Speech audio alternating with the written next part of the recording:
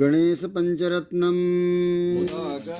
मोदकं सदा विमुक्तिसाधकं कलाधरावतंसकं विलासिलोकरञ्जकं मलायकैकनायकं विनाशिते भदैत्यकं नताशुभासुनाशकं नमामि तं विनायकं नमेतरातभीकरं नवोदितार्कभास्वरं नमः सुरारिर्जरं नवोदिवादिदुद्धरं नरेश्वरं निधीश्वरं गजेश्वरं गणेश्वरं महेश्वरं तमाश्रये परात्परं निरन्तरं समस्तलोकशङ्करं विरसदैत्यकुञ्जरं दलेतरोदरं वरं वरे भवग्रमक्षरं कृपाकरं क्षमाकरं मुदाकरं यदस्करं नमस्करं नमस्कृतं नमस्करोमि भास्वरं किञ्चनातिमार्जनं चिरन्तरोक्तिभाजनं पुरारिपूर्वनन्दनं दुरारिगर्वशर्वणं रञ्जनादभेदं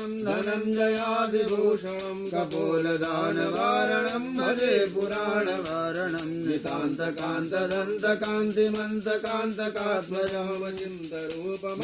नितान्तकान्तदन्तकान्तिमन्तकान्तकात्मजमचिन्तरूपमन्तहीनमन्तराय कृन्तनं निरन्तरे निरन्तरं वसन्तमेव योगिनां तमेकरन्तमेव तं विचिन्तयामि सन्ततं महागणेश पञ्चरत्नमाधरेण योऽन्वहं प्रगायति प्रभातके हृदि स्मरं गणेशनं मरोगतामदोदतां सुसाहिणीं सुबोधतां समाहितायुरजभूतिमभ्युपैति दोचरात् मुदाकरात्मोदकं सदा विमुक्तिसाधकं कलाधरावतंसकं विलासिलोकरञ्जनं नायकैकनायकं